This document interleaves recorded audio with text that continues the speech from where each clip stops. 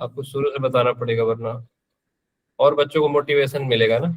चलिए बताइए कोमल जी, क्या क्या सीखा आपने हाँ शुरू सर। से। संस्कृत की वजह से ना अंडरस्टैंडिंग लेवल बढ़ी है। वो पहले की तरह नहीं था कि सबको एक एक सेपरेटली आपको रट्टा मारना है। अभी है कि आप वर्ड देख के आप समझ सकते हो कि किसके बारे में बोला जा रहा है। और हर एक अच्छी चीज है कि संस्कृत में हर श्लोक में एक एक की पॉइंट भी दिया हुआ है। बहुत बढ़िया।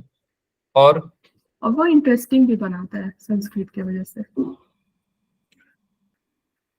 संस्कृत सीखा, सीखी आपने, और क्या सीखा, और किस, और कोई कुछ बताना चाहेगा कि आपने क्या सीखा कुछ अलग।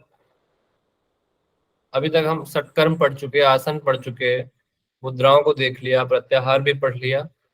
आपने क्या देखा इन सब में, कुछ नया देखा, या हमेशा की तरह जो हमारे लेक्चरर आते हैं कॉलेज वाले वैसे ही पढ़ लिया, या फिर कुछ अलग था। सर हरिओम। श्लोक के अर्थों में गलती निकालना सीखे हैं। बहुत बढ़िया, एनालिसिस आपने करना सीख लिया। ये बहुत बड़ा मेजर पॉइंट आपने सीखा, या आप बता नहीं रहे थे कोई भी। एक न्यू वे ऑफ थिंकिंग आपने क्रिएट की कि ऐसा है तो ऐसा क्यों नहीं हो सकता। यदि हम भेड़ चाल चलते रहेंगे तो हम फिर समाज से अलग कैसे हुए। योग में बहुत शोध होनी बाकी है, अभी बहुत सारे शोध होंगे। आप फिलहाल गहरण संहिता पढ़ रहे हो, उसमें क्या शोध कर सकते हो, आपने कुछ सोचा इस तरह से।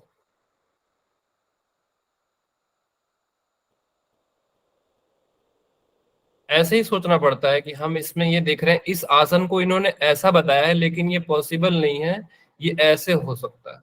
ये भी हमने सीखा, ये सीखा है ना। कितना एनालाइज किया था उन सब चीजों को। ऐसा तो नहीं था जैसा हू बहू उन्होंने बताया हम वैसे बस समझ लिए, उसको अच्छे से एक सिस्टमेटिक ढंग से हमने सीखा है हर एक चीज को, ताकि आगे चल के वो काम आए।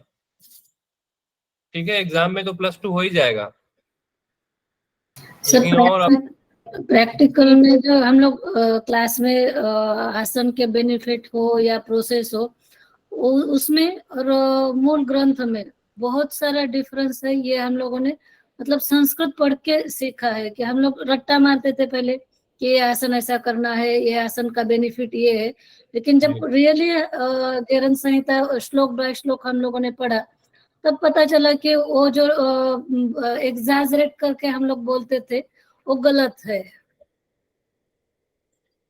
सही है, बहुत बढ़िया। ये सब चीजें कंपैरिजन सीखा सर, मतलब दो ग्रंथों की कंपैरिजन हो या दो मुद्राओं की कंपैरिजन हो, दो आसनों की अलग अलग ग्रंथों में क्या लिखा है, ये थोड़ा सा कंपैरिजन के व्यू से भी हम लोगों ने जानना सीखा। चलो बहुत बढ़िया। मतलब क्लास में हम आते हैं सीखने, रट्टा तो आप मार लीजिए, आपके पास किताब रखी हुई है मुंगेर बिहार की। आपने कुछ सीखना है, हर दिन कुछ ना कुछ नया सिखाता हूँ। ठीक है। और देखिए अभी तक कितने सारे, सिर्फ 24 बच्चे जुड़े हैं डेली, कितने और जुड़ जाते हैं, पर अभी तक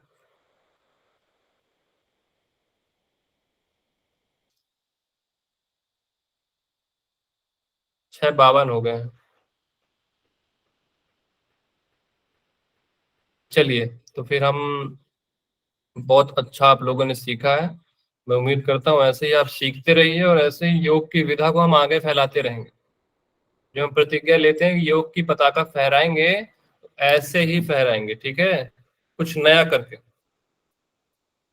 भेड़ चाल ना चल के कुछ नया करेंगे।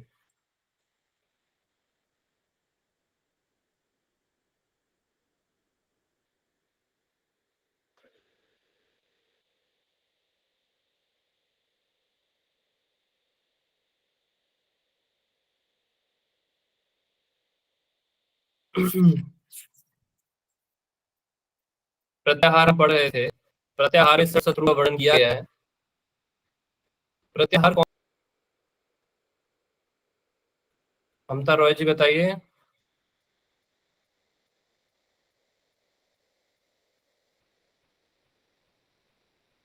प्रत्याहार कौन सा प्रकरण है, पहला, दूसरा, तीसरा, चौथा, पांचवा, छठवा, कौन सा है।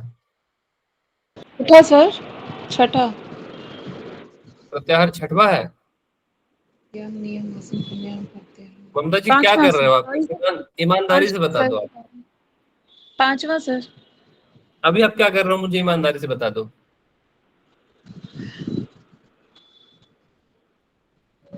पता सर है? कुछ नहीं। तो आपको पांचवा और छठवा कैसे लग रहा है? सॉरी सर, थोड़ा कंफ्यूज हो गया। वैसे पूरा नहीं, याद है मुझे, अब बोलने नहीं में आप ना बैठे नहीं हो, किताब कॉपी रख के बैठेंगे ना तो बहुत अच्छे से समझ में आएगी क्लासेस। ऐसा लगेगा कि लाइव लेक्चर चल रहा है, लाइव इंटरेक्शन के साथ पढ़ेंगे। और काम करते करते पढ़ोगे तो हो गया। जी। तो कौन सा प्रकरण है? चौथा। पांचवा भी नहीं, छठवा भी नहीं। ठीक है, कौन कौन सा? शोधनम, दृढ़ता चैव, स्थैर्यम, धैर्यम। अब आएगा चालागवम, फिर प्रत्यक्षम, फिर निर्लिप्तम। ऐसे करके आपको दिमाग में याद रखनी है चीजें। सिंपल क्वेश्चन आएगा, कौन सा प्रकरण? अब देखो आपने छठवा और सातवां बोल दिया, आपका तो गया ना 2 नंबर। छोटे छोटे क्वेश्चन ही देते हैं वो, पर हमको वही नहीं आता। 60 शत्रुओं के नाम बताइए मुझे, कौन बताएगा?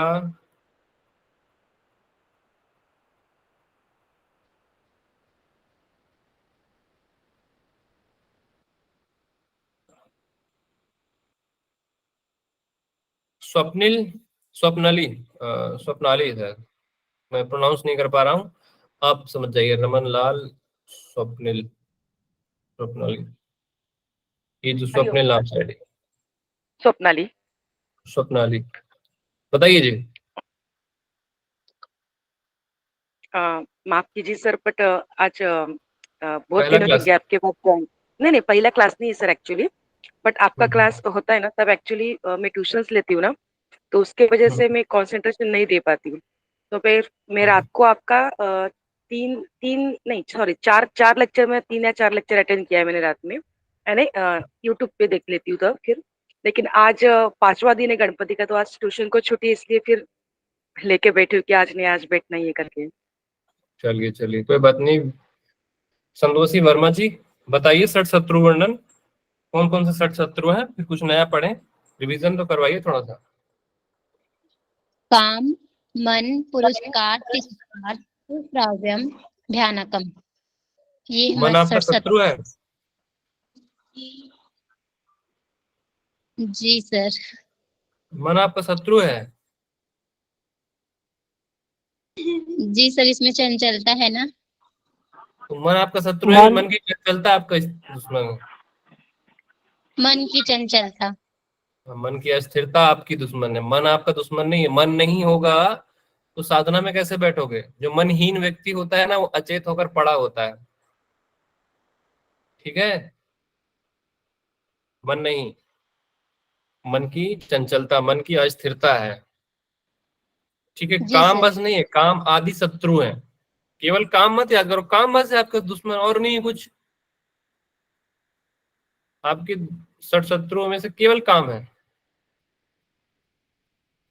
काम के साथ काम, क्रोध, लोभ, मोह, तृष्णा, माया, इस सारा का सारा ना शत्रु वर्णन में आता है, केवल एक चीज नहीं। समझे?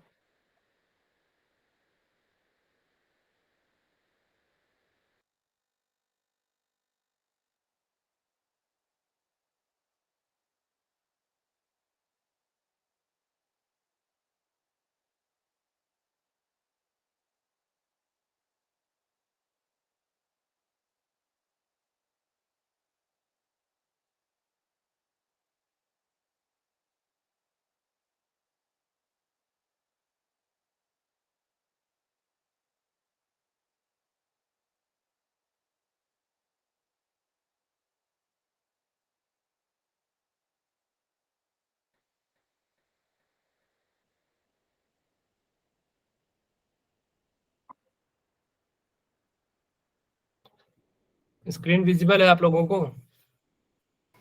जी सर। चलिए फिर पढ़ते हैं, आज का कुछ नया है। हम लोग कल थे प्राणायाम प्रकरण में। प्राणायाम प्रकरण में आपने क्या क्या देख लिया था, इसमें स्पेशली बताया हुआ है जिसको जो भी प्राणायाम को जान लेता है तो वो जो मनुष्य है, वो जो योगी है, वो देवताओं के समान हो जाता है। प्राणायाम करने से पहले कुछ चीजें यहाँ पे बताई हुई हैं, जैसे कि स्थान, काल, मिताहार, नाड़ी शोधन। मैंने कल आपको बताया था नाड़ी शोधन से पहले भी एक चीज आएगी, वो क्या है? कौन न्यास बताएगा मुझे? हाँ अनीता जी बताइए। गुरु आदि नया गुरु आदि का न्यास, ठीक है, ये आप लोगों के लिए अभी नहीं है, लेकिन नाड़ी शोधन पढ़ेंगे आप तो आएगा वो। लेकिन एग्जाम में जब पूछता है ना कि क्रम से जमाइए, कूट दे देगा, स्थान, काल, मिताहार, 5 लोगों के 5 ऑप्शन दे देगा आपको, वहां पे एक गुरुवादी न्यास भी होगा। आपको ध्यान रखना है कि गुरुवादी न्यास जो होता है नाड़ी शुद्धि के पहले होता है। स्थान, काल, मिताहार तो आदि हो गया होगा। सीक्वेंस याद रखना है, यहाँ से सीक्वेंस बहुत इंपॉर्टेंट है।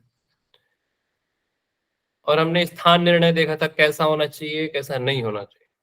अच्छे देश में होना चाहिए, और सारे जितने भी है जस्टिफाई किया हुआ है अच्छे से, आप लोगों ने कल पढ़ा था इसे।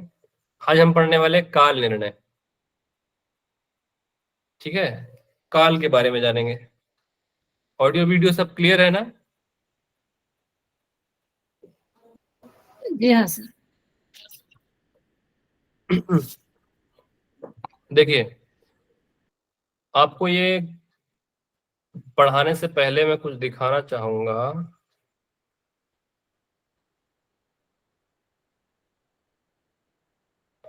इस चार्ट को देख लीजिए आप लोग एक बार अच्छे से, ठीक है? चार्ट दिख रहा है?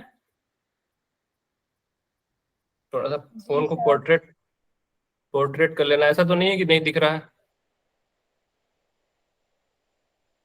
दिख रहा है सर जूम करके। थोड़ा सा जूम कर लेना, ठीक है? देखो इसमें स्पेशली हम क्या समझ रहे हैं, पढ़ाया क्या जाएगा उसमें वही चीज बता रहा हूँ।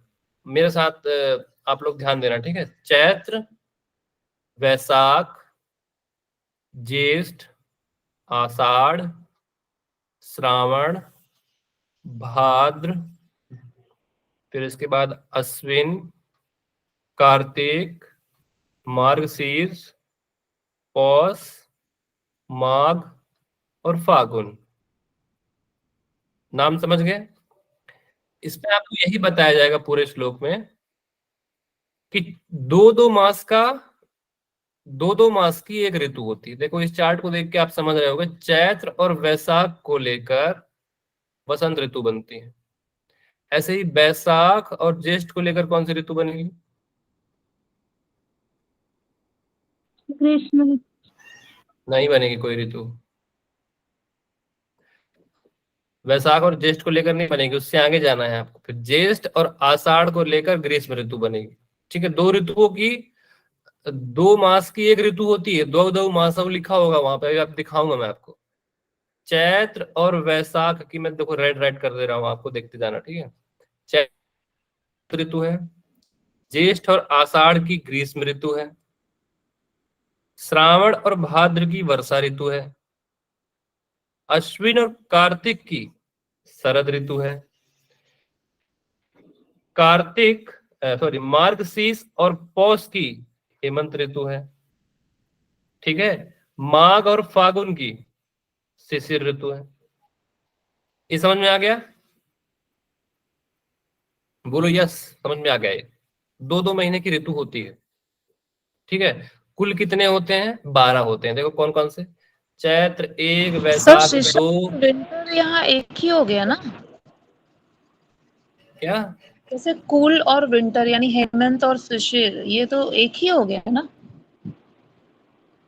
देखो कूल और विंटर, सॉरी ये गलत है। शिशिर में हमारे, मैं वही समझा रहा हूँ, हमारा जो भारतीय 9 संवत्सर चलता है ना, वो 6 ऋतुओं को मानता है, 4 ऋतु नहीं होती हैं। हेमंत अलग होता है, शिशिर अलग होता है, ठीक है? ये आपको नाम याद रखना है, सीक्वेंस। वसंत, ग्रीष्म, वर्षा, शरद, हेमंत। 1 2 3 4 5 6। 1 2 3 4 5 6। सर फर्क क्या होगा विंटर और कूल में? अभी सब बताऊंगा ना, अच्छा अभी ठीक। सब बताऊंगा, सब बताऊंगा, डोंट वरी। अभी आपको केवल नाम याद करने हैं, मैं भी केवल चार्ट दिखा रहा हूं, देख लो। अभी जो श्लोक में जो लिखा है ना, बोलोगे कैसे कैसे होता होगा, एक माइंड मैप आप सेट कर लो यहाँ से। आपको स्पेशली कौन इंटर हो रहा है? साक्षी,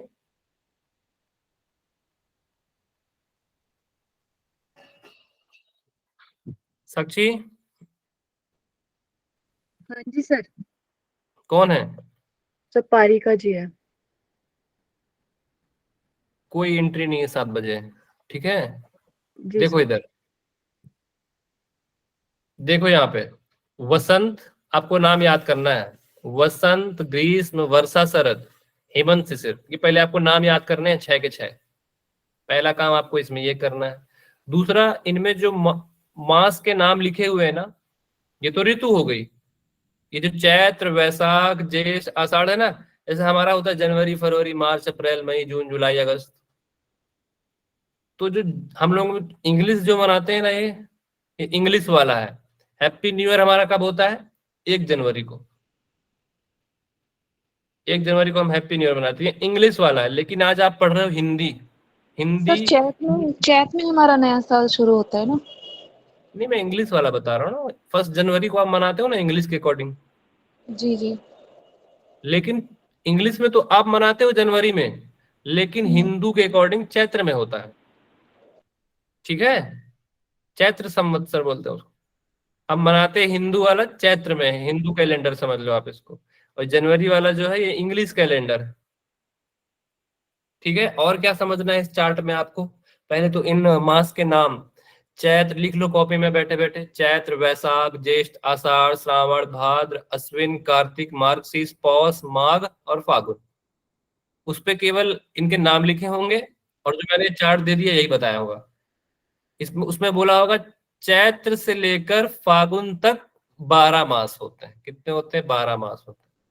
कितना बोलेगा? लेकिन बोलेगा माघ से लेके फागुन तक 14 होते हैं।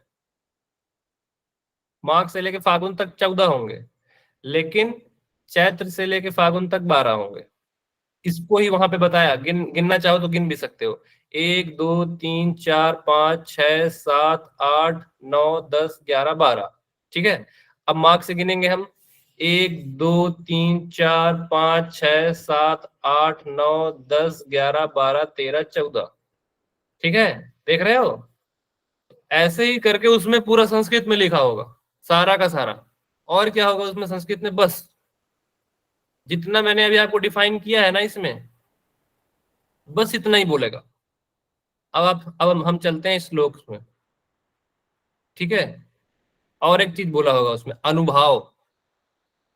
अभी तक समझ में आया ना क्या क्या बोला मैं? 2-2 महीने की एक ऋतु मैंने बता दी आपको। 2-2 महीने की एक एक ऋतु देखकर यदि नहीं समझ पा रहे हो तो आपको थोड़ा सा खुद से भी पढ़ना पड़ेगा, ठीक है? 2-2 मास की एक ऋतु आपको बताई है, केवल ऋतुओं के नाम बताए हैं आपको। 12 मास होते हैं ये बताया है आपको। चैत्र से लेकर फागुन तक 12 महीने होते हैं, लेकिन माघ से फागुन तक 14 महीने होते हैं। एक हिरण संहिता में वर्णित है। ये हो गई बात किसकी? जो वर्णित है। फिर एक उन्होंने अनुभाव वर्ड यूज किया है, अनुभाव। अनुभाव, अनुभाव। अब अनुभाव की जब बात आएगी ना, होते तो ये 2-2 महीने की ऋतु है। चैत्र और वैशाख की वसंत ऋतु हो रही है, दिख रहा है ना? चैत्र और वैशाख के बीच में वसंत ऋतु है। याद करना है सब। ये पहली बार देख के घबरा मत जाना, मैं भी घबराया था कि यार ये ऋतु के नाम कैसे याद होंगे। 10 बार बोलो, वसंत, ग्रीष्म, वर्षा, शरद, हेमंत, शिशिर, ऋतु के नाम याद हो गए। फिर ऐसे वैशाख, ज्येष्ठ, आषाढ़, श्रावण, भादो, अश्विन, कार्तिक, मार्गशीर्ष, पौष, माघ, फागुन।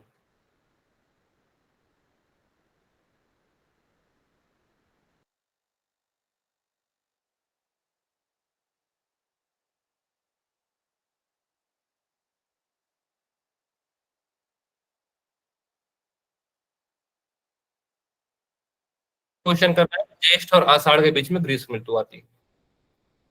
शरद ऋतु किसके बीच में आती है? अश्विन और कार्तिक के बीच में शरद ऋतु आती है। आपको ये याद करना है। माघ और फागुन के बीच कौन सी ऋतु आती है? शिशिर ऋतु आती है। आपको ये याद करना है। ये याद करने वाली बात हो गई। ठीक है, बेसिकली आपको यही पूछेंगे। कोई कुछ बोल रहे हो क्या? हाँ जी सर, उसमें ग्रुप में मैसेज आ रहे हैं सर, कार्तिक के बाद रिक्वेस्ट कौन कर सा रहे हैं। मास लिखा बच्चे है? कितने लोग हैं? 3-4 हैं सर। क्या बोल रहे हो? कार्तिक के बाद कौन सा मास है? मार्ग शीर्ष, मार्ग शीर्ष। ठीक है, ये चार्ट आपको समझ में आ गया कि मैं क्या बताना चाह रहा हूं? आपके दिमाग में गया? हाँ सर। यस करके बताओ कि हाँ सर गया, उसके बाद आगे बढ़ता हूँ। जी सर गया। सर सर बोलिए अमित जी। हाँ, हम लोग बचपन में पढ़े थे, यहाँ पर कंफ्यूज हो जाते हैं। हाँ वैशाख ज्येष्ठ लेके ग्रीष्म होता है, और आषाढ़ सावन लेके वर्षा होता है, इस प्रकार पढ़े थे। यहाँ पर थोड़ा कंफ्यूज हो जा रहा है। अच्छा, कुछ कुछ आपने वो ऐसा है पढ़ा सब है, चीज आपने सब। वो पढ़ा हाँ है ना?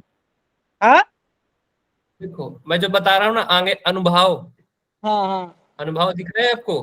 हाँ हाँ हाँ इसमें घेरन ऋषि आपको वही समझाएंगे जो आप समझे हुए हो, हाँ हाँ उसी को समझाएंगे जो आप जानते हो अमित जी। बचपन में जो आपको बताया गया है, आप हाँ। उसी को अनुभव में जानोगे।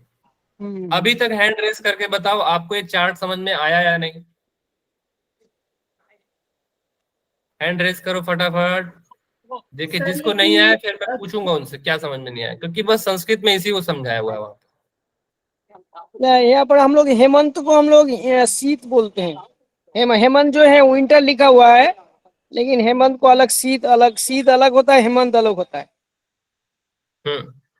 आपको ये हिंदू संवत्सर का ये याद करना है, ठीक है, एग्जाम के पर्पज से। Okay okay. स्वप्नाली जी कुछ बोल रही हैं क्या आप? हाँ सर, ये 14 वो नहीं समझ में आया एक्चुअली। आप गिनना, ठीक है? अभी चैत्र ओके से गिनेंगे, चैत्र से, चैत्र से गिन रहे हैं, ठीक है? ओके।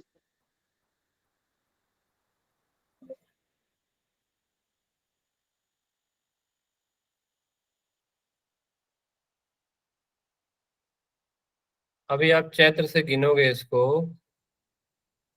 दिख रहा है सर स्क्रीन? फिर ऑफ हो गई सर। आएगी आएगी, आ गई? हाँ सर। दिख रहा? देखो, चैत्र से गिनना है, ठीक है आपको? चैत्र से लेकर आपको फागुन तक गिनना है। हाइलाइटर लगा देता हूं ताकि और अच्छे से समझ में आए। गिनते जाना, चैत्र 1, वैशाख 2, ज्येष्ठ 3, आषाढ़ 4, सावन 5, भाद्र 6, अश्विन 7, कार्तिक 8, मार्गशीर्ष 9, पौष 10, माघ 11, फागुन 12। ये 12 समझ में आ गया? Yes sir. अब 12 हो गया, आपको समझ में आ गया? ये ऋतु हो गई, 12 ऋतु। अब जब आपको बोलेगा माघ से फागुन गिनना, तो वहां पे लिखा है 14 होते हैं। कैसे? 1, 2, 3, 4, 5, 6, 7, 8, 9, 10, 11, 12, 13, 14। आया समझ? Yes sir. 14 काउंट हो गए। ये हो गया बात, ये हो गई छोटी सी बात, ठीक है? अभी तक केवल आपको मैंने ये बताया। अब हम संस्कृत में जाएंगे। अब संस्कृत में क्या बोला है, इसी चीज को आपको समझ में आएगा, देखना ना, इतना जल्दी जल्दी समझोगे। ये देखो, वसंत ऋतु, इस चार्ट को देख लो। ऋतु जानना है तो क्या होता है ऋतु? वसंत ऋतु होती है ये, ऋतुओं का राजा होता है वसंत। ये होती है ग्रीष्म, ये होती है मानसून, वर्षा ऋतु। ग्रीष्म ऋतु को समर बोलते हैं। ये हो वर्षा ऋतु को मानसून बोलते हैं। शरद ऋतु को फाल बोलते हैं। देखो ये पेड़ के पत्ते जो होते हैं ना, झड़ जाते हैं। प्री विंटर हेमंत ऋतु को बोलते हैं। इसमें हल्का हल्की हल्की ठंडक शुरू हुई होती है। और ये जो शीत ऋतु है, जिसको उसमें शिशिर ऋतु बोला हुआ है, विंटर को शिशिर बोला है, इसमें शीत रख रहे हो आप। तो शिशिर ऋतु शीत ऋतु दोनों सेम होते हैं, इसमें पड़ती कड़ाके की ठंड। ठीक है, ये अंतर है। प्री विंटर और विंटर अलग अलग होता है। ये इंग्लिश में आपको समझ में आ रहा होगा ये चार्ट देखकर। ठीक है, समझ में आ गया ना? वसंत ऋतु, ग्रीष्म ऋतु, वर्षा ऋतु, शरद ऋतु, हेमंत ऋतु और शीत या फिर शिशिर ऋतु, 6 ऋतुओं को आपने जानना है।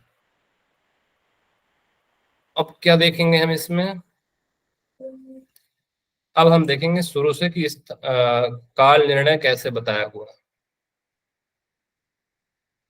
ठीक है, आपको चार्ट समझ में आ गया होगा। चार्ट समझ में आ गया ना?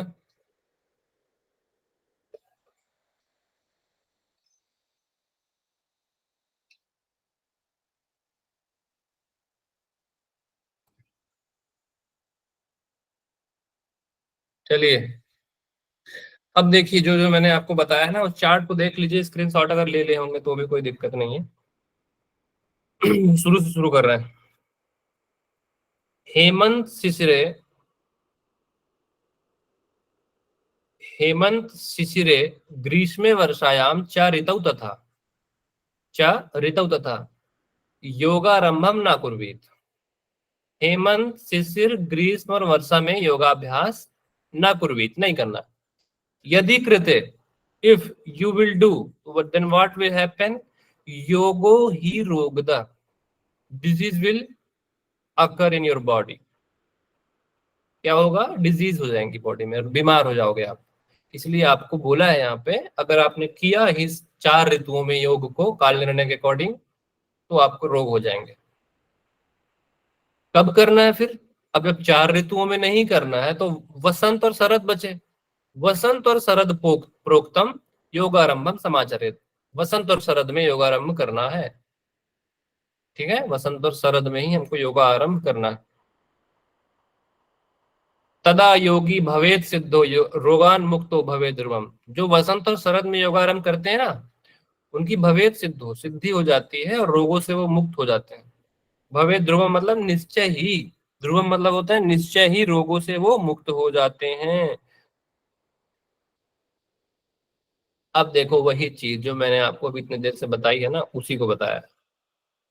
चैत्र आदि फाल्गुनान्ते च माघ आदि फाल्गुनान्तिके द्वौ मासा व्रतु भागा अनुभावस चतुः चतु। अनुभव मैंने कहा था एक वर्ड वहां पे, अनुभव जो होता है 4-4 ऋतु का होता है, लेकिन दो मास की एक ऋतु होती है। चैत्र से लेकर फागुन तक, चैत्र से लेकर फागुन तक वो आपको याद आ रहा है ना? चैत्र से लेकर फागुन तक कैसे था? चैत्र से लेकर फागुन तक कैसे था, एक बार देख लो। चैत्र से लेकर फागुन, ये देखो चैत्र यहाँ है,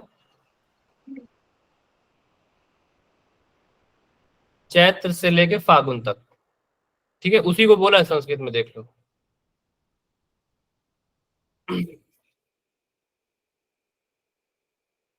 चैत्रादि फाल्गुनान्ते च माघादि फाल्गुनान्ते द्वौ मासा व्रतु भागा अनुभाव शतु शतु। चैत्र से लेके फागुन तक 2 मास की एक ऋतु होती है, 2 मासा ऋतु। ठीक है, भागा मतलब अलग अलग भोग होता है, भोगा मतलब ऋतु का, ऋतु भोगो होगा वैसे ये, ऋतु भोगो अनुभाव चतुश्चतु। चैत्र से फागुन पर्यंत कितने महीने हैं? 12।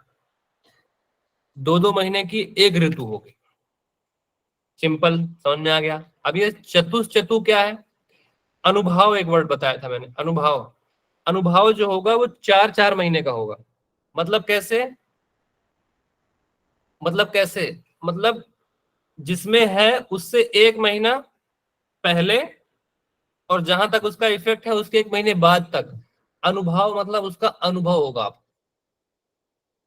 जो हम महसूस करते हैं कि ग्रीष्म आ गई, तो ग्रीष्म मान लो डोमिनेंट वो 2 महीने होगी, लेकिन 1 महीना पहले आ चुकी है और 1 महीने बाद तक उसका आप अनुभव कहीं ना कहीं करेंगे, लेकिन डोमिनेंट मतलब कंप्लीट रूप से उन 2 महीनों के बीच में वो राज करती है, ऐसा आप समझ सकते हैं।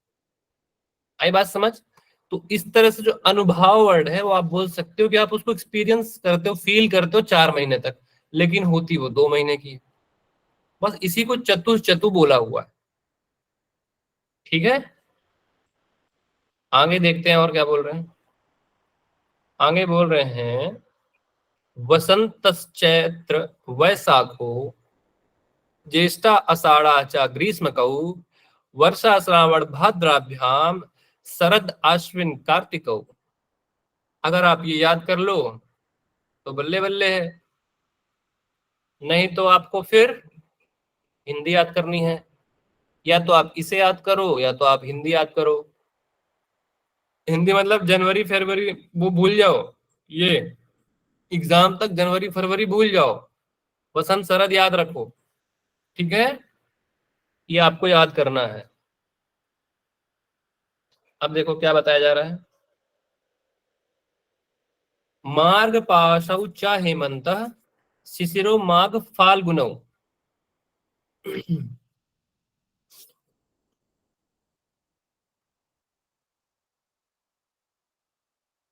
समझ गए ऋतुओं के नाम?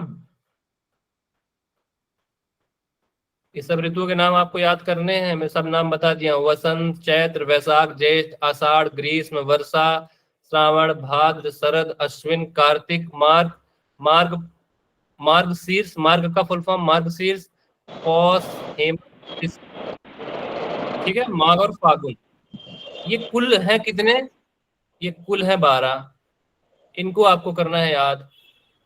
ठीक है, अब इन देखो, इन्हीं 12 महीनों के बीच में, इन्हीं 12 मास के बीच में कहानी चलनी है। सर एक बार और बता दीजिए कि किस ऋतु में नहीं करना है योगाभ्यास। आपको ट्रिक दे रहा हूं। क्या लिखा है ये? क्या लिखा है बताइए? योगाभ्याम न कुर्वन्त कृते ये जो मैं लिख योगो। रहा हूं यार, ये हाइलाइटर से जो लिख रहा हूँ वो नहीं दिख रहा क्या? अभी बताना क्या लिखा हो ना। क्या लिखा है ये? वस लिखा है ना, वस या बस जैसे भी याद कर लो आप, वस या बस। अब याद रख लो, बस, बस एक ट्रिक है। बस में याद रखना है आपको कि बस में ही योगा करना है। बस क्या होगा? बा से बसंत, सा से शरद। बसंत और शरद के अलावा जितने बचे हैं आपके 6 ऋतु, हेमंत, शिशिर, ग्रीष्म और वर्षा, ये 4 ऋतु जो बची हैं उसमें नहीं करना है। ये सब डाउट हम लास्ट में लेंगे, अभी समझिए केवल। ठीक है, आया समझ? आया समझ? जी सर। वसंत, वसंत शरद प्रोक्तम योगारंभम समाचरेत। इसमें नहीं करना है, इसमें करना है। चलो, अभी तक केवल ऋतुओं के नाम ही तो है जो मैंने पहले बता रखा है। अब देखो बात आती है अनुभाव की।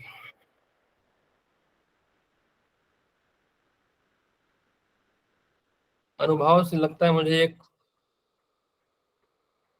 एक श्लोक छूट गया है शायद। एक लाइन छूटी है सर बीच की।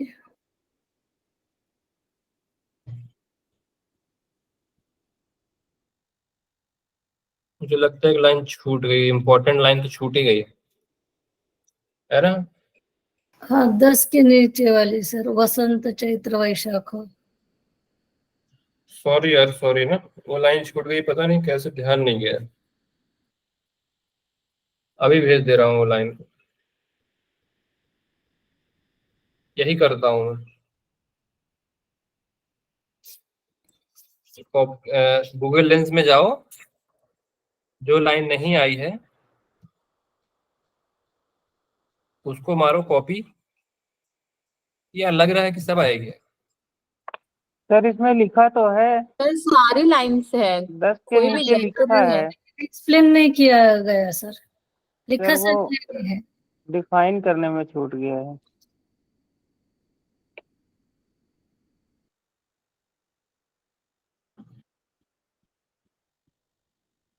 नाम ही तो है सारा। रुक जाओ रे, रुक जाओ। वसंत चैत्र वैशाख।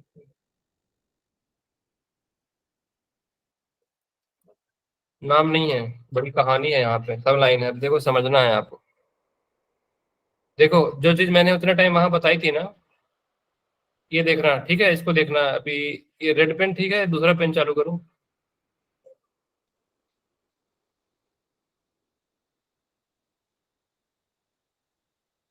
देखो यहाँ तक तो 4-4 महीने का हो गया, यहाँ से कहानी है। ये तो इम्पोर्टेंट चीज कैसे हम लोग स्किप कर दिए यार। वसंतस चैत्र वैशाखो, जो मैंने उतना टाइम इतना देर तक प्रवचन देकर समझाया था ना चार्ट में, उसी को बोल रखा है। चैत्र और वैशाख में कौन सी ऋतु होगी? वसंत। ज्येष्ठ और आषाढ़ में होगी ग्रीष्म। ठीक है। वर्षा और श्रावण में होगी भाद्र। शरद और आश्विन में होगी कार्तिक। मार्ग और पौष में, मार्गशीर्ष और पौष में होगी हेमंत। शिशिर और माघ में होगी फागुन। सॉरी, माघ और फागुन में होगी शिशिर। ठीक है। माघ और फागुन मास है, शिशिर आपकी ऋतु है। आया समझ? जो चार्ट में समझाया है ना, उतना ही यहाँ पे प्रपंच करके समझाया हुआ है इजीली आपको। इसलिए मैं ये बोलता हूँ, चार्ट पढ़ लो। कहाँ गया चार्ट? चार्ट है यहाँ, ये चार्ट। समझ गए? इसी चार्ट को इतना देर से समझा रहे हैं उसको। वही मैं बोला, कुछ लाइन कैसे छूट रही, समझ में आया? अब देखो अनुभव समझते हैं इसमें। अनुभव, अनुभव को भी चाहूँ तो यहीं से समझा दूं। किससे समझाऊं? इससे समझना है कि श्लोक से समझना है? बताओ, आपको किस में समझ में आता है? सर चार्ट में समझा दीजिए, उसमें इजी लगेगा। क्या? चार्ट में इजी लगेगा सर। हाँ, इसमें श्लोक ही, श्लोक में कुछ है नहीं, आपको चार्ट समझना ज्यादा जरूरी है। अब देखो इसमें क्या समझाया हुआ है, समझते जाना ठीक है। इसमें बात की है अनुभव की। एक बार अनुभव पढ़ दे रहा हूं, एक बार पढ़ दे रहा हूं, फिर हम लोग इसी से समझेंगे। अनुभवम प्रवक्ष्यामि ऋतूनाम च यथोदितम। माघ आदि माघवान्तेषु बसंता अनुभवम विदु। माघ से लेकर कौन तक बोला?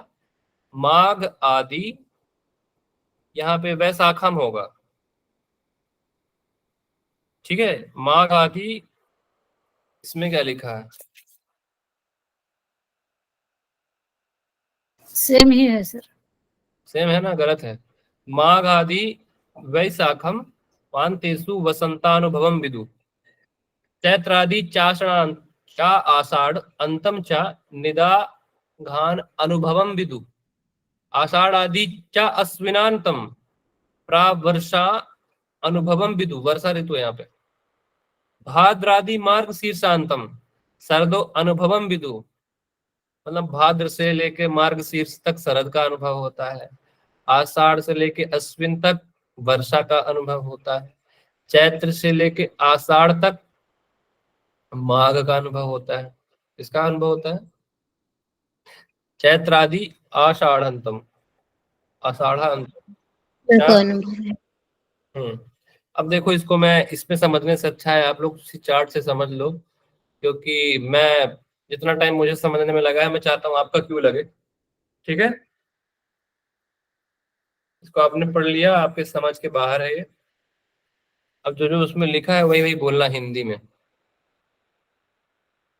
इसमें बोला है अनुभव के विषय में। अब अनुभव जान रहे हैं हम, जैसा कि कहा जाता है करते जाएंगे ठीक है। माघ से लेकर, ये हमारा कर्सर देखते जाना, माघ से लेकर, ये है माघ, माघ से लेकर, ये माघ है, रेड कर्सर देखना। माघ से लेकर वैशाख तक किसका अनुभव होता है? वसंत का। ठीक है, वहां वसंत लिखा हुआ है। ये माघ से लेकर ये अरे यार, ये देखो, ये माघ से लेकर वैशाख तक हो रहा है वसंत का अनुभव। ठीक है। फिर चैत्र से लेकर आषाढ़ तक ग्रीष्म का। अब देखो इससे हल्का सा पहले जाओ, चैत्र से लेकर, इस चैत्र से लेकर 4 महीना जोड़ते जाओ, चैत्र से लेकर आषाढ़ तक होगा किसका किसका महसूस, क्या महसूस करोगे? ग्रीष्म ऋतु महसूस करोगे आप। चैत्र से लेकर आषाढ़ तक ग्रीष्म ऋतु का अनुभव होता है। और सर अभी आपने वैशाख अब तक बोला था ना कि ये बसंत का अनुभव होगा, तो चैत तो पहले आता है ना सर वैशाख से। ये तो चार्ट देखकर समझ रहे हो आप जो जिस मंथ से स्टार्ट होता है वो तो है ही, उसके 1 महीने पहले भी तो कह रहे हो। जी तो क्लियर नहीं हुआ ठीक सर है, मुझे। देखो कुछ चीजें ना, देखो 4 महीने इसमें करना है, मैं पहले से आपको गिना दे रहा हूँ, पहले एक बार देख लो, ठीक है, समझ लो, वरना वो 4 ऋतु बन नहीं पा रहा है, इसलिए घेरन ऋषि जी ने अपने से बताया हुआ है इसको। ठीक है, आप हिंदी पढ़ो, हिंदी से समझ में आएगा। पहला उन्होंने बोला माघ से लेके वैशाख तक वसंत का अनुभव, चैत्र से लेके आषाढ़ तक ग्रीष्म का अनुभव, आगे क्या बोल रहे हैं, आषाढ़ से लेके अश्विन तक वर्षा का अनुभव। आषाढ़ कहाँ है? ये आषाढ़ है। अब आषाढ़ से लेके अश्विन तक 1 2 3 4, ये 4, आषाढ़ से लेके अश्विन तक किसका अनुभव हो रहा है? वर्षा ऋतु का, इस वर्षा वर्षा का अनुभव होता है। फिर आगे क्या बोल रहे हैं, भाद्रपद से लेकर शीर्ष तक, भाद्र कहाँ है? ये थोड़ा सा पहले जाएंगे, भाद्र से लेकर 1 2 3, 1 2 3 4, मार्गशीर्ष, भाद्र से लेकर मार्गशीर्ष तक शरद ऋतु का अनुभव होगा। यहाँ पे अनुभव केवल बोल रहा है नहीं, केवल अनुभव की बात हो रही है यहाँ। फिर कार्तिक से लेकर 4 गिनो, 1 2 3 4, कार्तिक से लेकर माघ तक होगा किसका अनुभव? हेमंत ऋतु का। कार्तिक से लेकर माघ तक होगा इस हेमंत ऋतु का। अब आखिरी कुछ बचा है क्या? यहाँ पे 5 ऋतुओं का ही अनुभव बताया है, 6वें ऋतु का अनुभव नहीं बताया है। ठीक है, शिशिर ऋतु का अनुभव नहीं बताया उन्होंने। थोड़ा सा आपको देखना पड़ेगा। आया समझ में? 4 बार इस चार्ट को देखना, चार्ट भेज दूंगा, इसको देख के आप लोग समझ जाना। सर इसके याद करने की कोई ट्रिक भी है? इसकी याद करने की ट्रिक है, बसंत ग्रीष्म वर्षा शरद हेमंत शिशिर 10 बार बोलेंगी आप। उसके बाद बोलेंगी चैत्र वैशाख ज्येष्ठ आषाढ़, सावन भादो अश्विन कार्तिक, मार्गशीर्ष पौष माघ फागुन। बस ये आपको बोलना है। मैंने ऐसे याद किया था, आपको भी ऐसे याद करना है। इतना याद रखना, जैसे आपको सोचना है कि ग्रीष्म के बाद कौन सी ऋतु आएगी, तो याद रखना ग्रीष्म जब बहुत ज्यादा गर्मी बढ़ती है तो वर्षा ऋतु होती है। सर बुक ठीक में है, ये सर बुक में शिशिर के लिए भी बताया है क्या? इसमें लिखा है मार्कशीट से लेकर चतुर्मासो शिशिर अनुभव, ऐसे लिखा हुआ है सर। तो हो सकता है लिखा भी हो। सर 14 नंबर का श्लोक है। कार्तिक से माघ मास तक इसमें लिखा है हेमंत का अनुभव होगा। ठीक है, फिर कार्तिक के बाद हेमंत का, और मार्गशीर्ष से आरंभ करके 4 महीनों में शिशिर ऋतु का। तो 1 2 3 4 इसमें शिशिर ऋतु का। हाँ ठीक बोल रहे हो आप, मतलब 6 ऋतु का अनुभव होगा, ऐसा नहीं कि 5 ऋतु का अनुभव होगा। ठीक ठीक, सॉरी, थोड़ा सा मैं देखा नहीं था। ठीक है, ऐसी गलतियां देखा करो। ठीक है, हर कोई आदमी परफेक्ट नहीं होता अपने आप में, कहीं ना कुछ गलती कर ही देगा वो। अभी बोलो सच समझ में आ गया है सर? एक बार खुद से अध्ययन करेंगे तो और अच्छे से समझ में आएगा। अब तुम्हारे दिमाग में मैं इसको फीड नहीं कर सकता। जी सर, जी समझ में आ गया। ठीक है, समझ में सर आ इसमें गया है। ज्यादा क्लियर तब होगा जब, अभी तो सब लोग अंग्रेजी कैलेंडर के हिसाब से देखते हैं, अभी वो पंचांग वाला कैलेंडर अगर देखेंगे तो उसमें ज्यादा क्लियर होता है। दोनों पर को अगर तुलनात्मक देखे जाएंगे तो फिर आपको समझ में आने लगेगा कि ये कैसे कैसे बन रहा है। 15-15 दिन जो आगे पीछे चलता है महीने में, वो इसमें आता है, तो उससे ज्यादा क्लियर होगा। ठीक है, आप लोग एक बार खुद से पढ़ना, जितना मैंने बताया ना, नाम याद कर लेना, मास के नाम याद कर लेना। इसको सीक्वेंस से पूछूंगा कल आके।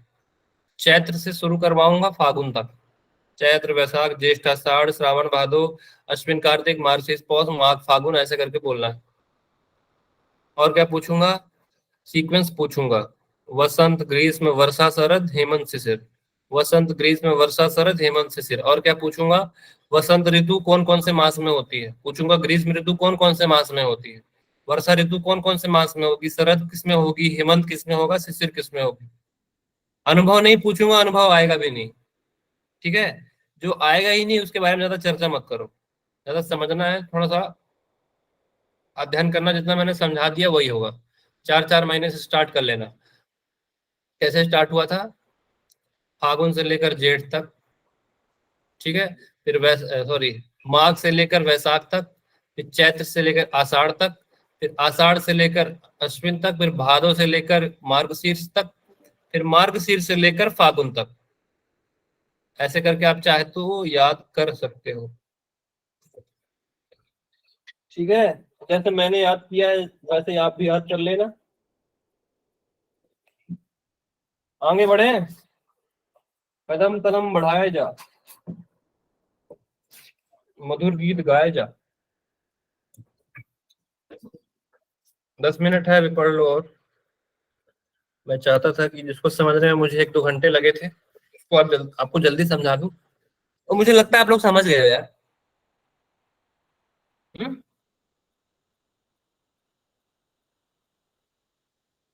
ठीक है, आगे बढ़ते हैं। अब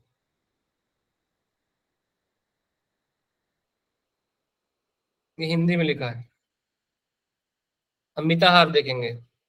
स्थान आ गया, काल आ गया, अमिताहार देख रहे हो आप। ठीक है, किसको प्रारंभ करने से पहले? प्राणायाम को करने से पहले। स्थान, काल, मिताहार। मिताहारम विनयस्तु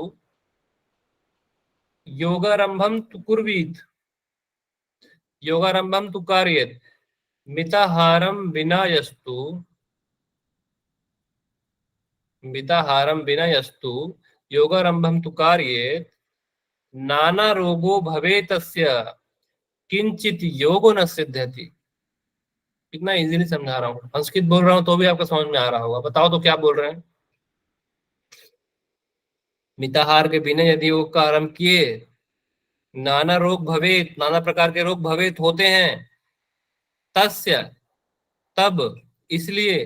किंचित मतलब थोड़ा भी, किंचित, किंचित तो ख्याल किया होता मेरा, मतलब थोड़ा तो ख्याल किया होता मेरा। किंचित भी योगो न सिद्ध्यति, थोड़ा सा भी योग सिद्ध नहीं होता उनका।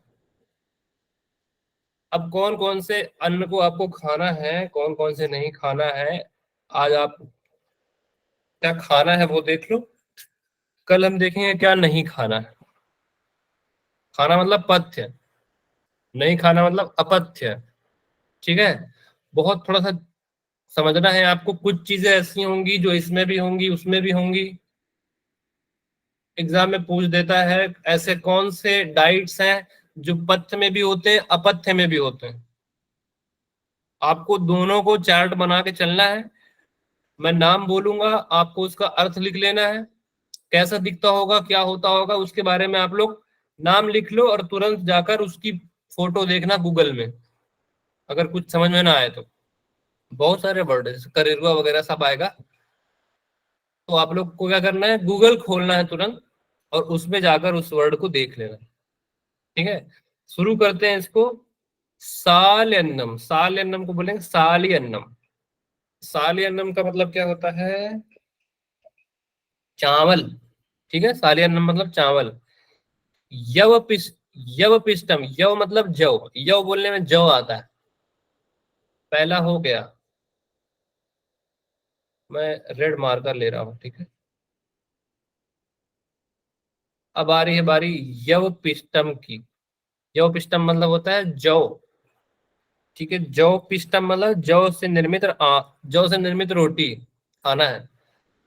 गोधूम, मुझे कहाँ तक याद है, गोधूम साले अन्नम यव पुष्टम, पूरा पूरा हठ प्रदीप का में वर्णित है। गोधूम पिष्टकम मतलब गेहूं की रोटी, गोधूम मतलब गेहूं की रोटी, ठीक है। मुद्रम, मुद्रम मतलब होता है मूंग।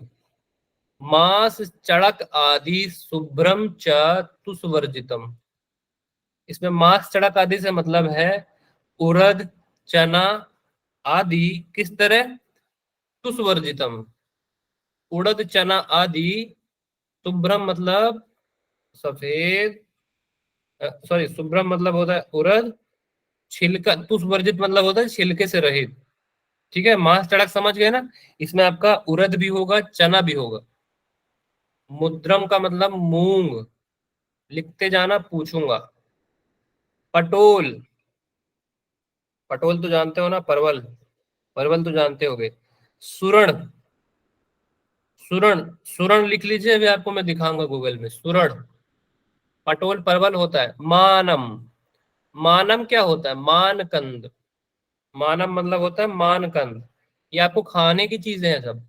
ककोल, ककोल भी लिख लीजिए, आपको मालूम नहीं हो, कभी खाए नहीं हो ना, शीतल चीनी का फल बोलते हैं इसको। हम लोग गूगल में सर्च करेंगे क्या क्या है, सुरण है, मानकंद है, ककोल है, ये सब खाना है आपको, हम गूगल में देख के समझेंगे क्या होता है। सुकाशकम, सुकाशकम मतलब होता है, कुछ लोगों की बाड़ी करेला जैसी होती है, कड़वी, तो ये करेला है। सुकाशकम क्या है, करेला, मेरे को बहुत पसंद है करेला। करेला पर बहुत ज्यादा कच्चा टाइप का होता है तो नहीं खिलाता है, हल्का सा अगर वो क्रंची हो जाता है और उसमें हल्का सा प्याज सही मात्रा में यदि भुंजा हो, वाह वाह वाह वाह, आनंद ही आ जाता है। दाद्रिकाम करकटी, दाद्रिकाम मतलब होता है जिमीकंद, दाद्रिकाम भी देखेंगे हम, जिमी कंद, जिमी कंद तो आप अपने से लिख लोगे ना, जिमी कंद। दाद्रिकाम का मतलब होता है द्राढ़िकाम, वैसे समझो तो द्राढ़िकाम। करकटी, ककड़ी खाए हो ना, ककड़ी, करकटी यदि नहीं जानते हो तो ककड़ी लिख लो हिंदी, और बाकी यदि नहीं मिलता होगा तो बस ककड़ी, तो कौन नहीं है, ककड़ी खीरा सब खाए। रंभा, रंभा तो मैंने पहले भी यूज किया हुआ है, कहाँ पे यूज किया है, कौन बताएगा। केला, केला होता है सर। कहाँ पे यूज किया था रंभा को, दंड धोती। दंड धोती में। दंड धोती में, बहुत बढ़िया, याद तो है कम से कम। रंभा एक मीम है उसमें, उसमें दीदी हैं, क्या नाम उनका, बंगाल की टाइग्रेस, ममता, ममता बनर्जी जी। रंभा रंभा रंभा डम्बा डम्बा करके एक मीम बना है उनका, तो ये रंभा मतलब होता है केला, ठीक है। उडुम्बरी, उडुम्बरी का मतलब होता है गूलर, गूलर, ठीक है, गूलर। कंट कंटकम, कंट कंटकम, उडुम्बरी का मतलब लिख लेना गूलर, गूलर मिल जाएगा गूगल में। कंट कंटकम मतलब होता है करेरुआ, का रे रू आ, करेरुआ, करेरुआ। आगे बढ़ते हैं। आम रंभा, बाल रंभा, रंभा दंडम, च मूलकम, ये केवल केले की बात हो रही है। आम रंभा होगा कच्चा केला, आम मतलब कच्चा केला, बाल रंभा मतलब केले का बच्चा, केले का बच्चा फूल होता है, तो केले का फूल, ठीक है। रंभा दंडम च मूलकम, केला और केले का मूल, ठीक है, उसको भी नहीं खाना है। वार्ता कीम मूलकम रिद्धि योगी भक्षणम आचरेत, वार्ता कीम मतलब क्या होते हैं, बैगन, आज ही खाया था मैं बैगन कलौंजी बनाकर, बैगन, ब्रिंजल, बैगन, ऐसा ना हो कि छूट जाओ, इसका मतलब क्या होता है, मूलकम, मूली, ठीक है। मूलकम क्या होती है? मूली।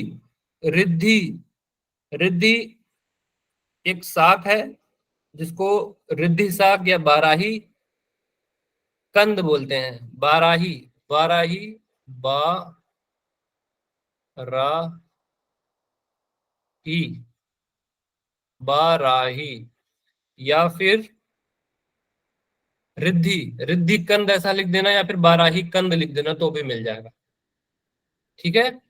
इसको खाना है। बाल शाकम, काल शाकम तथा पटोल पत्रकम। बाल शाक क्या होता है?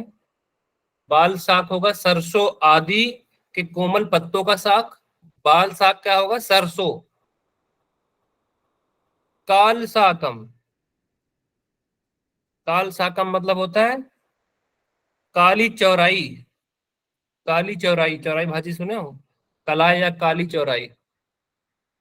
पटोल पत्रकम, परवल का पत्ता।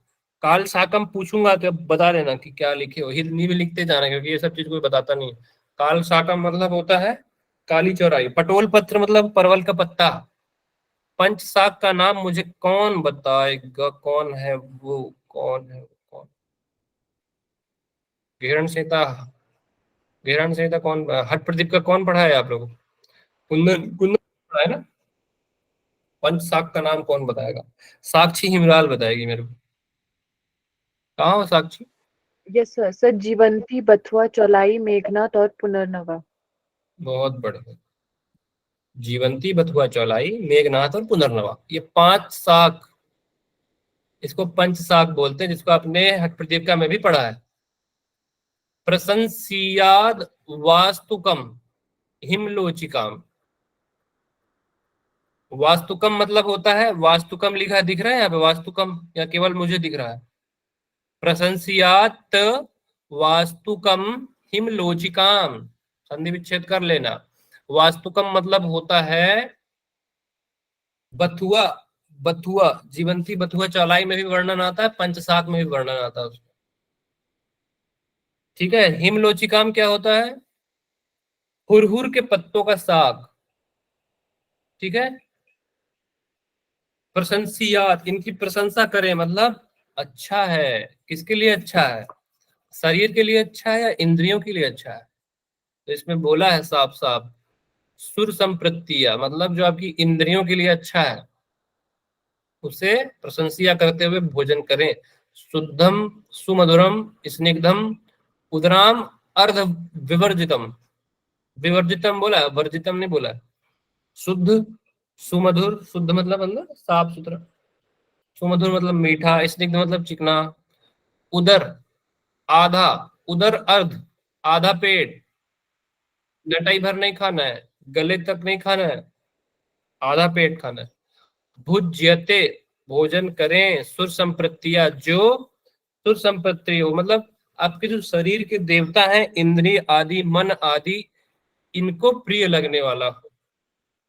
मिताहारम मिमम विदु, इस प्रकार मिताहार के बारे में बोला है। और क्या बोला है मिताहार के विषय में? अन्नेनम पूर्येत अर्धम तो येन्तु अर्धुकम। ये देखो पूरा ये पेट है आप लोगों का, ये पूरा पेट है, ठीक है। इस पेट में आधा पेट तो आपको भोजन करना है। क्या बोला है? उदराम अर्धम, आधा पेट आप यहाँ क्या करेंगे? यहाँ पे अपना भोजन, यहाँ भोजन रखना है आपको। बचा आपका आधा, इसको आधा आधा 2/3 में बना दो। ये हो गया आपका 1/3, ये हो गया आपका 1/4। आधा मेरा, 1/3 तेरा, 1/4 तेरा, ऐसे करके बांट भी सकते हो। आधा मैं खाऊंगा, 1/3 तुम खाओगे, 1/4 तुम खाओ। एक आधे पेट में आपको अपना भोजन रखना है, 1/3 पेट में आपको क्या रखोगे? तो येन वाई सॉरी, 1/3 पेट में आपको रखना है पानी, जल, ठीक है, वाटर। वाटर के लिए जगह छोड़ दो थोड़ा सा। 1/4 में वायु के लिए जगह छोड़ना है। उसका वर्णन कहाँ किए हैं? यहाँ किए हैं। उदरस्य तृतीयांश संरक्षयेद वायुम आचरणे। चौथे अंश में क्या रखना है? वायु को रखना है। आधा पेट भोजन, आधा 1/3 पानी, 1/4 वायु। ठीक बा। निषिद्ध की चर्चा हम कल करेंगे। जल जल तो पीते ही नहीं शायद भोजन के साथ। क्या? भोजन के साथ जल तो पीते ही नहीं। तो उसमें कहाँ लिखा है कि तुरंत पी लो? थोड़ी देर बाद खाना पच जाएगा, जगह बन जाएगी। आधे घंटे बाद खाए पानी पिया जाता है। मैं तो 45 मिनट बाद ही पीता हूँ। पानी से ज्यादा है पानी पी जाए वैसे 1 घंटा पढ़ाते पढ़ाते गला सूख जाता है। फिर भोजन भी तो पच जाता होगा इतने टाइम में, कुछ भोजन पच जाता होगा। गौरव जी, आपको ये बताया गया है कि खाना खाने के बाद पानी नहीं पीना चाहिए, ये बताया गया है ना?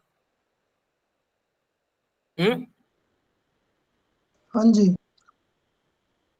आपको ये बताया गया है कि खाना खाने के बाद पानी नहीं पीना चाहिए, ये गलत है। बोलोगे सर ये क्यों बोल रहे हो आप? केवल ये बोलना कि खाना खाने के बाद पानी नहीं पीना चाहिए, ये गलत है। लेकिन आपको यदि कोई ये बोले कि खाना खाने से पहले पानी पी ले हो यदि, तो खाना खाने के बाद पानी नहीं पीना चाहिए। यदि खाली पेट हो, पहले भी 45 मिनट पहले भी पानी नहीं पिया आपने, 45 मिनट बाद भी पानी नहीं पिया आपने, अरे खाना सड़ेगा ना, पचेगा क्यों? गलत न्यूज है, इसको हटाया जाए, इसको सर्कुलेट ना किया जाए कि खाना खाने के बाद पानी नहीं पीना चाहिए। पूरा संदेश दो, खाना खाने से पहले 45 मिनट पानी पी लीजिए, उसके बाद 45 मिनट तक पानी को मत पीजिए। क्या समझ में आया? आप करके देखिएगा। सर लेकिन क्या ये भी सही है अगर देखा जाए तो? अगर खाना खाने के पहले पानी पी लेंगे तो जो HCl सिक्रेशन होता है जठराग्नि में, वो भी तो यही नियम लगेगा कि पहले ही हमने पानी डाल दिया। पानी को पचने में कितना समय लगता है विजय जी? 15 मिनट। आधा घंटा। पानी पचा पचाया होता है।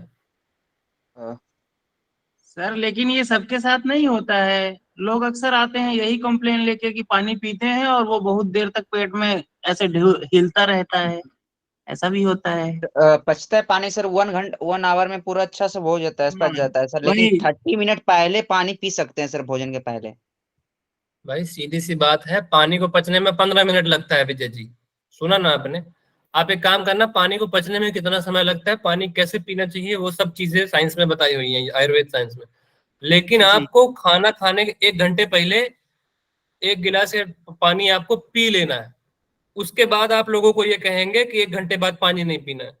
अगर आप 1 घंटे पहले भी पानी पीने का निर्देश नहीं देते हैं तो 1 घंटे बाद न पीने का निर्देश बिल्कुल मत दीजिए, क्योंकि उससे भोजन पचेगा नहीं, सड़ेगा।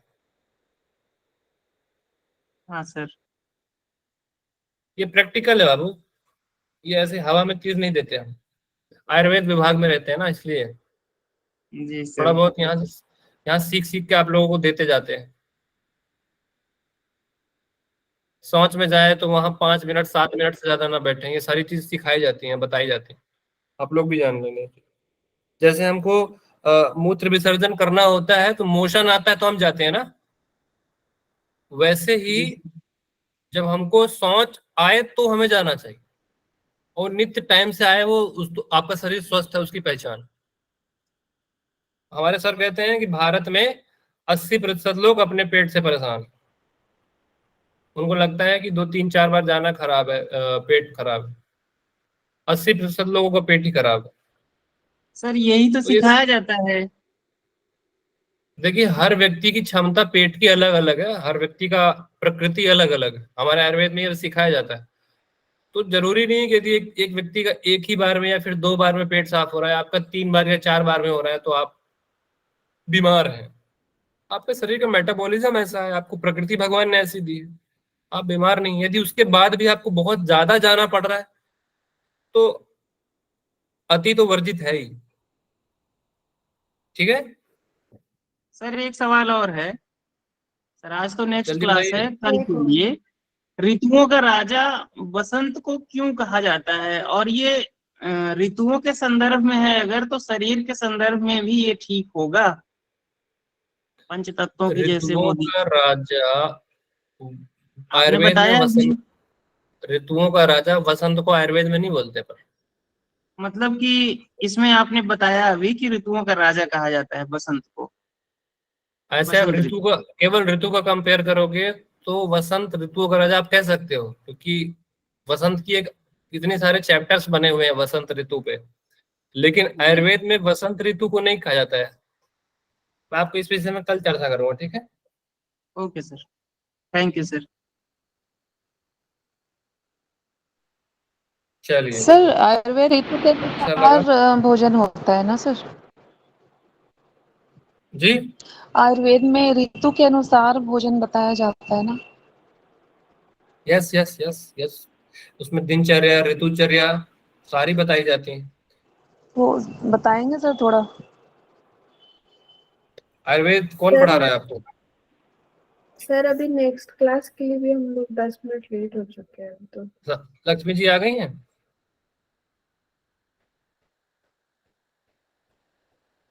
चलो, अभी एक ही दिन में पूरा ज्ञान ले लोगे तो भ्रष्ट हो जाओगे।